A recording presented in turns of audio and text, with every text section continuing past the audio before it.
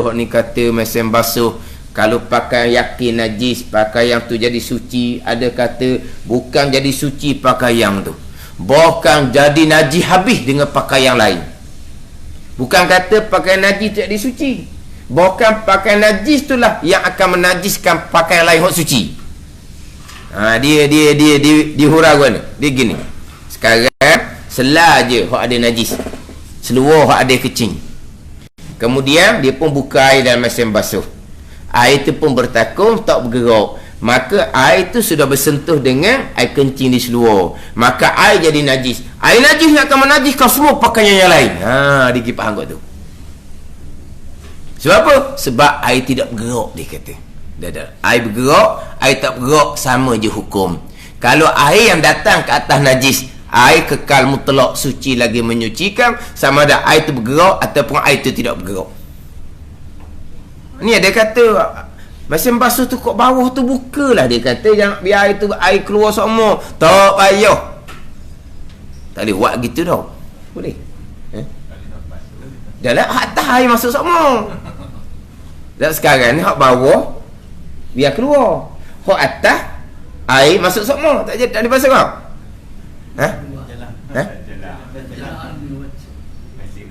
Mesin duk jalan. Kena buat ijazah pada boleh jalan lah. Hak bawah air keluar, hak atas air sentiasa masuk. Dah orang faham pasal tu. Sebab air berada tempat yang sama, tak boleh. Tu timbul hak masalah hak automatik nya. Dia automatik menu sama je. Cuma dia kata kalau hak automatik ni sudah kering dah ni, kering dah. Tak ada air lalu. Dia nak hak manual. Bila yang manual ni siap 3 kali, dia pun ambil sela-sela. Nak bilah dia, nak bilah sela-sela. Kalau hak automatik keluar kering dah. Tak boleh. Sebab apa? Sebab air di bawah tu tidak keluar hak masa bercampur dengan najis. Tak. Tu tak ada kaitan. Sebab memang dia fahamnya bila buka hak bawah tu, jadi air tu berlari. Dia kata air berlari. Sebab apa? Hak ni keluar, hak atas masuk. Hak ni keluar, hak atas masuk.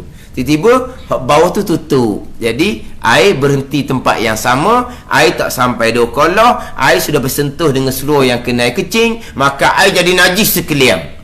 Maka menyebabkan pakaian lain pun jadi najis juga. Tu salah faham gitu. Ada pula kata kalau baju tak apa, ni seluar dalam. Habis ada tu penuh habis. Luar dalam pun kata. Luar dalam najis ya. Luar dalam dia najis. Baik kecing dah luar dalam. Luar lain tak najis. Gimana? Mai zuhur apa lagi? Baru lagi luar dalam tu pun lama dah. Asal kan asal. Kalau balik lambat pula. Maghrib pergi buti masjid tengah jalan. Semayang. Tukar tak luar dalam. Daripada pagi pas maghrib tu. Semayang pula maghrib dengan seluar dalam tu. Tu kenapa? Najis. Dah najis. Kotor lah sebab dia busung. Tapi tak najis. Hak kecing tak puas tu cerita lain tu. Mana dia kata dah luar dalam. Apa masalah luar dalam? Itu semua pakaian kotor mereka tu. Bukan pakaian najis. Capur dengan luar dalam, dengan kopiah. Apa masalahnya? Dia kata najis sebab luar dalam. Tak kena belaka tu. Sebab tu dalam kitab Fathul Mu'in dia comel cerita berkaitan dengan basuh najisnya air datang ke atas tempat najis.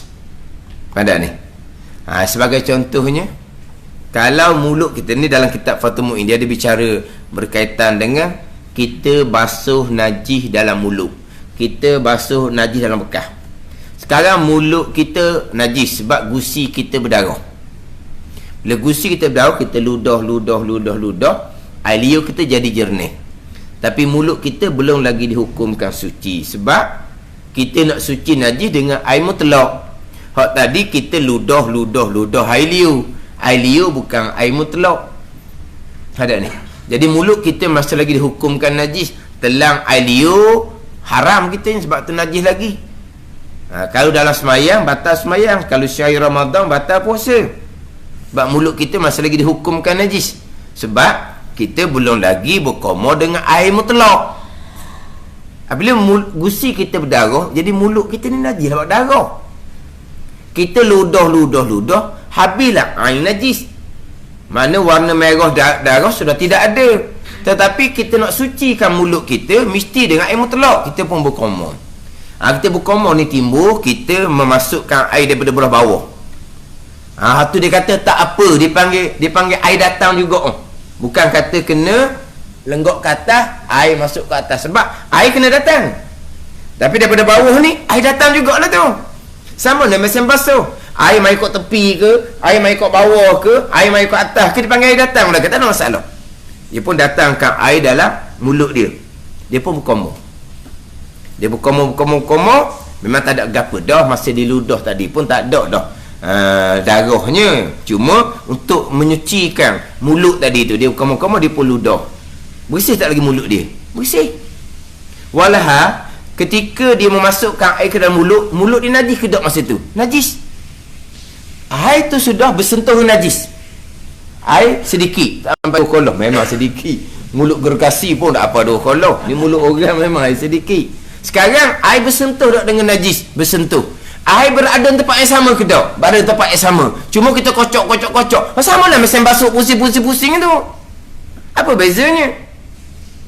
Pada ni, kalau kita nak suruh air dalam mulut kita sentiasa keluar ikut macam dia kata, kalau mesin basuh kena buka bawah tu, kena telang semua kong telang. Ataupun kita kena ambil wayar getah, kita nganga mulut, kita suap air tu biar masuk keluar. Mana wayar getah tu kena buang mulut. Dah barulah air tu masuk keluar, bukan air yang sama. Pada ni, masuk wayar getah dalam mulut kita, wak kita gitu. Tak payah. Kita hanya masuk air dalam mulut, kita berkomor, kita berludah. Air mulut kita hukum suci. Walaha air sedikit bersentuh dengan langit-langit lidah yang masih lagi dihukumkan najis. Air berada tempat yang sama. Cuma kita berkomornya kemudian. Tak ada masalah.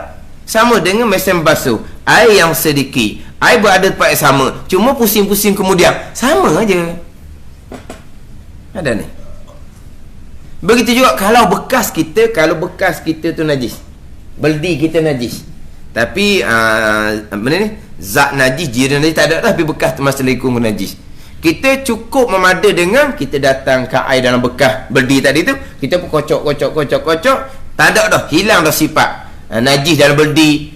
Maka air tu kita pun tuang. Air tu panggil mustamah, beldi hukum suci. Cukup Tapi beldi itu air pada tempat yang sama. Kalau kita nak suruh air tu berlari sebagaimana hak salah faham tu, beldi tu kena pusing. Kena pusing, kena tunggai, kita kena tembok air getah daripada dah payah. Air datang dalam beldi, kita pun kocok. Suci beldi tu. Ada ni. Tapi nak tanya, air dalam beldi tu sampai 2 kolah ke tak? Tidak. Bersentuh tak dengan najis di beldi? Bersentuh. Air ada keluar, nak keluar kena tebuk beldi pulaknya kat bawah tu biar dia keluar air. Dah, tak ada masalah. Sama dengan mesin basuh. Sebagaimana kita berkomor dalam mulut kita jadi suci, sebagaimana kita basuh beldi nak jadi suci, sama dengan mesin basuh, hak air berada di tempat yang sama. Janji air datang, bukan najis yang jatuh ke dalam air yang sedikit. Tak ada isu kata dalam mesin basuh air tu nak buka kat bawah, tak boleh, tak ada kaitan.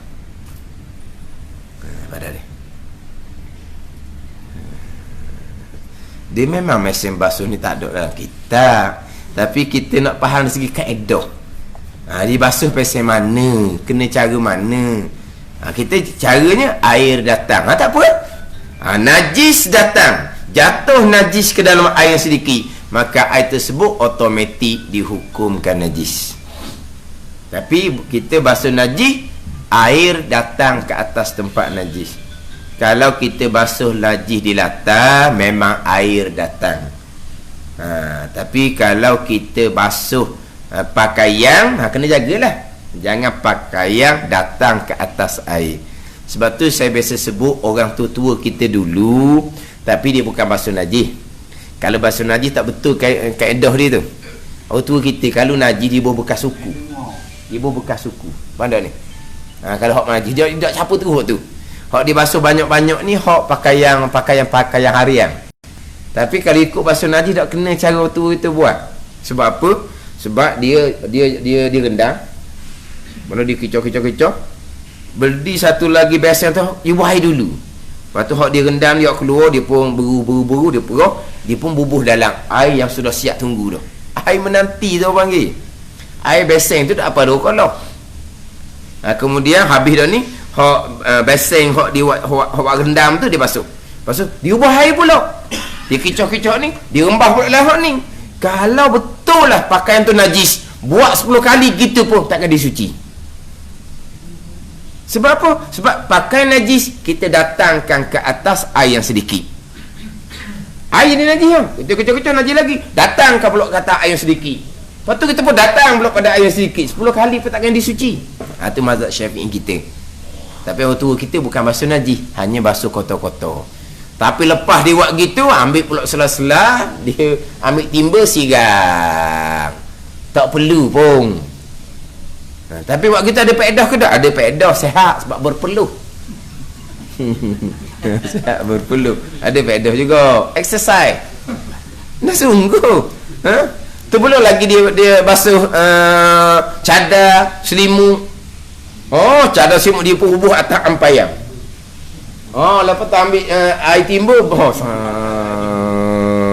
Tak apa lah. Tak apa. Nasib baik dia duduk Mekah. Kalau duduk Mekah buat pesen tu air mahal. Sebab duduk Malaysia. Tak apalah pesen tu. Mekah air mahal daripada minyak. Oh, buat pesen tu nanya lah. Tak perlu belaka tu. Tu tak perlu belaka. Kalau buat pesen gitulah. Mana pakaian tu datang kemudian ke atas air.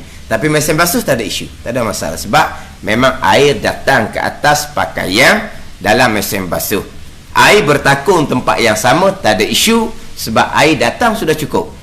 Walaupun air tu tenang, rocky, air yang tenang, tidak mengalir sekalipun, tidak bergerak sekalipun, mazhab Syafi'i kita, air yang rocky, yang mengalir, air yang jari, air berlari, air mengalir, sama hukum dengan air yang rocky, air yang tenang. Sama je hukum dia. Kalau suci, sucilah. Kalau najis, najilah, sama ada air tu berlari ataupun air tu tenang. Jadi najisnya jatuh najis ke dalam air tu sedikit, air tersebut dihukumkan najis semata-mata dengan terkena najis tersebut, walaupun air itu tidak berubah sekalipun. Pada ni sebagai contoh, kalau kita ni kadang-kadang kita nak makan nasi itu, dia nak makan, dia mai bekas air untuk basuh tangan. Ada ni. Jadi kitanya celup begitu. Hak macam hak ada ceret tu tak apalah, hak tu jenis basuh tangan tak ni, hak dia waktu bekas air gitu. Kalau basuh najis tak betul gitu, sebab apa? Masuk ke dalam. Tapi bukan basuh najis. Kita hanya basuh tangan kita, hak tak sedap lah pegang kata-kata. Bukan ada najis. Cuma kadang kita tak sedar je. Tangan kita ni kadang-kadang ada najis. Kalau orang ada jerawat, hidup main jerawat dia, tengok berdarah dia pun najis ke tak? Najis. Dia pun datangkan tangan dia ke dalam air tadi tu, najis habis air tu. Orang lain pula masuk tangan pula. Orang lain masuk tangan pula, najis habis tangan orang lain. Kata, dia hidup main gini, main ni kan. Bila pecah jerawat, darah ada, nanah ada. Ada belaka di jerawat tu kan. Apa hukum? Najis ni tangan ni. Kalau makan nasi tak basuh tangan, haram. Sebab apa? Makan sekali najis. Tapi masalah sekarang ni, ambil air gitu, dia pun masuk tangan. Lepas tu setengah orang tua, kalau waktu biar air seumpama tu, dia minta bekas kosong lagi. Waktu biar air untuk celup tangan, dia minta bekas kosong lagi. Mai bekas kosong se. Tahu mau tu bekas kosong, dia pun ambil air tu, dia pun basuh. Juga gitu. Pada dia tak ambuh celup gitu. Tapi kalau tangan kita tak najis, tak ada masalah. Walaupun air tu menanti tangan yang masuk tak apa, tapi bukan tangan najis. Kalau tangan najis, ada ni. Mana kalau air tu sedikit, najis datang jatuh ke dalamnya, air automatik dihukumkan najis walaupun tak berubah. Ni orang cerita ni nampak macam pakar comel. Basuh kecing tak pandai, dia kata. Tak pandai kena nak basuh kucing. Sudah dia kecing, dia kata dia ambil air bubuh di atas, dia cekok air. Lepas tu dia ambil paliaro dia bubuh dalam tu. Dia bubuh dalam tu. Tak ada paliaro, adjust sendiri lah. Dia masuk dalam tu, dia masuk dalam tu. Diselok kain dia, air ni pun. Sekarang ni 2 kolong Lepas tu ni najis ni. Masuk ke dalam tu. Dipanggil apa ni? Jatuh najis ke dalam air yang sedikit. Bukan kata hak dia tu tak ada suci. Dengan tangan-tangan dia najis. Sebab apa? Sebab air tu najis. Sebab apa? Sebab najis yang jatuh ke dalam air yang sedikit. Air banyak tak apa. Kolong rumah dia. Contoh ni kolong rumah dia. Bukan kolong masjid. Kalau masjid berkah dia orang ambil masuk dalam air lah. Kalau masjid. Kalau rumah dia kecing, tak ada cetong. Dia pun khabar tepi kolah, dia pun tikam dalam tu. Tak apa. Sebab apa? Air banyak. Ada air banyak, ditikam di dalam tu pun tak berubah air. Air banyak, air kekal suci. Ni tak ni, dia masuk dalam tangan dia. Apa? Betul lah. Tak pandai basuh kecing. Sebab bukan air yang datang, tapi najis yang datang ke dalam tangan kalau ada air sedikit. Tengok gitu, jatuh najis ke dalam air yang sedikit. Air tersebut dihukumkan najis jikalau tidak berubah sekalipun. Atau air itu banyak, iaitu sampai 2 kolong atau lebih. Ni kalau tak berubah tak najis macam tadi lah. Air kolong rumah dia tak ada masalah tu. Dan mengubah najis itu akan air 2 kolong. Pada sifatnya jika sedikit ubahnya sekalipun, jadi najislah ia. Air banyak, tapi jatuh najis ke dalam tu, air jadi berubah sifat air tu. Air jadi busuk sikit ke, air jadi warna tu tak sama dah, jadi macam mana ni, keruh sikit ke. Walaupun berubah sikit saja, air tersebut dihukumkan najis, walaupun air tu sampai 2 kolong. Maka air yang 2 bahagi ini tiada boleh dipakai di sekali-kali kerana ia najis. Air sedikit jatuh najis ke dalamnya, tak boleh pakailah sebab air itu najis. Air banyak 2 kolong jatuh najis ke dalamnya, tiba-tiba air banyak tadi tu berubah. Walaupun berubah sifat tu, berubah sikit je beza, maka air tersebut dihukumkan air najis. Maka air najis ni tidak boleh digunakan sekali-kali sebab dia air najis. Air musta'mal bukan air najis. Ni air ni air hukum najis, memang tidak boleh digunakan walaupun berubah sedikit saja. Ada ni, dia berbeza dengan berubah dengan benda yang suci. Berubah benda yang suci, teh, milo, kopi, dia kena berubah banyak barulah air tu bukan air mutlak. Kalau keruh sikit-sikit dengan teh, dengan milo, dengan kopi, itu kekal air mutlak. Berubah sikit-sikit dengan klorin, air kekal mutlak. Air klorin ni berubah rasa tak sama, bau tak sama, berubah. Dah kita minum kalau dulu-dulu kan, orang lain ni tak jumpa dah. Kita dulu-dulu ni minum air telaga, minum air pahit togok gitu je. Dah penak-penak main buka pahit tu togok bawah tu je. Kalau kena air telaga, pakai minum air telaga je. Tak sama. Air klorin ni dia berasa lain. Pada ni bau pun lain, rasa pun lain, berubah. Tapi klorin benda suci, berubah, bukan berubah banyak sangat, maka air kekal mutlak. Tapi kalau berubah dengan benda yang najis, air 2 kolong banyak tapi berubah juga sikit, maka air tersebut dihukumkan najis walaupun berubah tu berubah sedikit sahaja. Ada ni, mana air sedikit yang jatuh najis ke dalamnya, walaupun tak berubah najis. Air banyak tiba-tiba berubah dengan najis walaupun berubah sifat, maka air tersebut dihukumkan najis. Jadi selesai pembicaraan berkaitan dengan air yang digunakan untuk mengangkat hadas dan menghilangkan dia, air mutlak. Kemudian didatangkan air musta'mal, air mutaghayyir dan air mutanajjis. Kemudian di hadapan dia akan bicara pula jikalau ketiadaan air, macam mana kita nak mengangkat hadas. Ketiadaan air diganti pula kepada hukum tayamum. Tapi dalam kitab Idatus Sibyang ni bicara tayamumnya agak ringkas sedikit sahaja, pendek sahaja bicara tayamum dalam kitab Hidayatus Sibyang. Syahdan, barang siapa tiada dapat air sekali-kali, atau didapat air tetapi ada penyakit pada satu anggota dari segala anggota wuduknya, atau anggota mandi yang menegah ia daripada terkena air padanya, maka hendaklah ia tayamum. Dimasuk pada bicara tayamum. Wallahu a'lam. Bismillahirrahmanirrahim. Alhamdulillahirabbil alamin. Wassalatu wassalamu ala sayyidil mursalin wa ala alihi wa sahbihi ajma'in. Allahumma aftah alaina futuhal arifin. Allahumma allimna ilma akdamin wa fahimna famasabikin warzuqna ruqat talibin. Allahumma zidna ilma wa alhiqna bis salihin. Wa sallallahu ala sayyidina Muhammadin wa ala alihi wa sahbihi wa sallam. Walhamdulillahi rabbil alamin.